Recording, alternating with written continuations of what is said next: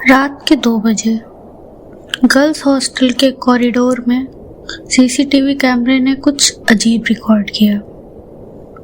एक 80 साल का बुजुर्ग चौकीदार सीढ़ियों से धीरे धीरे 3rd फ्लोर की तरफ चढ़ रहा था, पर उस फ्लोर पर कोई भी अलाउड नहीं था।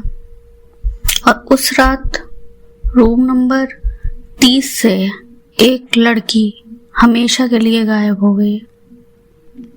और जब पुलिस ने सीसीटीवी रिवाइंड किया तो उन्होंने कुछ ऐसा देखा जो आज तक समझ नहीं आया। ये कहानी है भोपाल के एक प्राइवेट गर्ल्स हॉस्टल की, जहाँ वैसे तो सब कुछ नॉर्मल था जब तक एक बुजुर्ग चौकीदार वहाँ काम पर नहीं आया था। उसका नाम था श्यामलाल। 80 साल का बुजुर्ग, कम बोलता था और हमेशा रात की शिफ्ट में ही ड्यूटी मांगता था। हॉस्टल की लड़कियों को थोड़ा अजीब लगता था, पर किसी ने ज्यादा ध्यान नहीं दिया क्योंकि वो बस एक बुजुर्ग आदमी था। हॉस्टल में 48 लड़कियां रहती थी। उनमें से एक लड़की थी रिया, फाइनल ईयर की स्टूडेंट थी। उसका रूम नंबर था 30। रिया को आदत थी रात को 2-3 बजे तक जगने की। एक रात जब वो असाइनमेंट बना रही थी, उसने कॉरिडोर में लकड़ी की छड़ी की आवाज सुनी, जैसे कोई बहुत धीरे चल रहा हो। उसने दरवाजा खोला। कॉरिडोर पूरा खाली पड़ा था। सिर्फ दूर स्टेयर्स के पास श्यामलाल खड़ा था। वो उसकी तरफ सीधा देख रहा था। एक सेकंड के लिए रिया को लगा जैसे उसकी आंखें बिल्कुल हिल ही नहीं रही हैं। फिर वो धीरे से मुड़ के नीचे उतर गया। अगली सुबह रिया ने नोटिस किया कि रूम नंबर 30 के दरवाजे पर स्क्रैच मार्क्स थे, जैसे किसी ने रात में बाहर से खुरेचा हो। उसने सोचा शायद कोई बिल्ली होगी, पर हॉस्टल में कोई बिल्ली नहीं थी। अगली कुछ रातों तक हर रात एग्जैक्ट 2 बजे कॉरिडोर में वही आवाजें आती थी और हर बार श्यामलाल 3rd फ्लोर तक आता, फिर बिना कुछ बोले वापस चला जाता। एक रात रिया ने हिम्मत करके पूछ ही लिया, बाबा आप रोज यहाँ क्यों आते हो? श्यामलाल ने उसकी तरफ देखा और धीरे से बोला, मैं नहीं आता, वो बुलाता है मुझे। इस बात के बाद रिया डिस्टर्ब हो गई। उसने हॉस्टल की पुरानी वार्डन से पूछा, इस बिल्डिंग में पहले क्या था? वार्डन कुछ सेकंड्स के लिए चुप रही।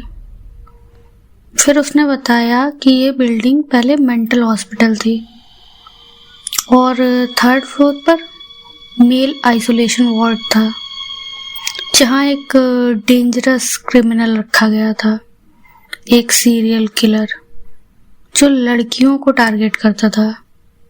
उसका नाम था महेश बत्रा। रिकॉर्ड्स के हिसाब से महेश बत्रा को 1984 में यही मार दिया गया था, पर मरने से पहले उसने एक अजीब बात कही थी। उसने कहा था, मैं मरूंगा नहीं, मैं किसी और के साथ वापस आऊंगा। रिया ने ये सब इग्नोर करने की बहुत कोशिश करी, पर उस रात 2 बजे आवाज फिर आई।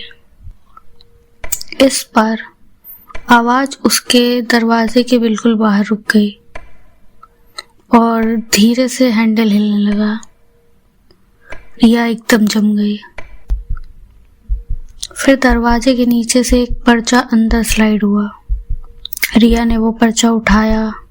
उस पर लिखा था, रूम नंबर 30 वही कमरा है। अगली सुबह रिया गायब थी। दरवाजा अंदर से लॉक था, विंडो भी बंद थी और कमरे में सिर्फ एक चीज थी, उसका मोबाइल फोन, जिसमें लास्ट वीडियो रिकॉर्डिंग चल रही थी। वीडियो में रिया डर के मारे कैमरा पकड़े हुए थी और कॉरिडोर में खड़ा था श्यामलाल, पर उसका चेहरा बिल्कुल अलग लग रहा था, जैसे कोई दूसरा इंसान उसके अंदर था। पुलिस ने श्यामलाल को अरेस्ट किया, पर इंटेरोगेशन में उसने सिर्फ एक ही बात रिपीट करी बार बार कि मैं नहीं था, वो मेरे अंदर था। पुलिस को लगा वो पागल है, पर जब सीसीटीवी फुटेज चेक करी गई तो सब शॉक हो गए। रात के 2 बजे श्यामलाल स्टेयर्स चढ़ रहा था, पर उसकी शैडो वो 2 लोगों की थी।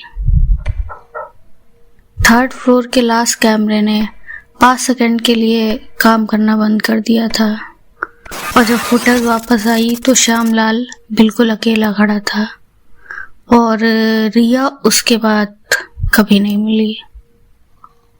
श्यामलाल जेल में ही मर गया और हॉस्टल फिर से नॉर्मल हो गया, पर 3 साल बाद नया सीसीटीवी सिस्टम इंस्टॉल किया गया और एक रात एग्जैक्ट 2 बजे कैमरे ने कॉरिडोर में किसी को फिर से रिकॉर्ड किया।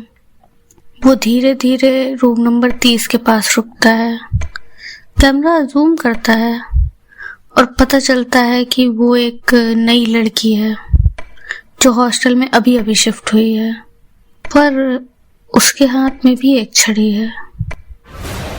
वार्डन ने जब ये फुटेज देखी तो उन्होंने एक और चीज नोटिस करी कि उस लड़की की शैडो फिर से एक नहीं बल्कि 2 लोगों की है, और दूसरी शैडो बिल्कुल वैसी ही है। तो सवाल ये है कि क्या श्यामलाल सिर्फ एक मीडियम था, या रूम नंबर 30 में अब भी कोई है जो हर रात 2 बजे किसी नए होस्ट को ढूंढता है? अगर आप रूम नंबर 30 में होते और रात के 2 बजे आपको नॉक सुनाई देता तो क्या आप दरवाजा खोलते? अगर आपको real incident inspired horror stories पसंद है तो चैनल को सब्सक्राइब करना ना भूलें, क्योंकि अगली स्टोरी में हम बात करेंगे इंडिया के एक ऐसे हॉस्पिटल की जहां पेशेंट की डेथ के बाद भी उनकी फुटस्टेप रिकॉर्ड होती हैं।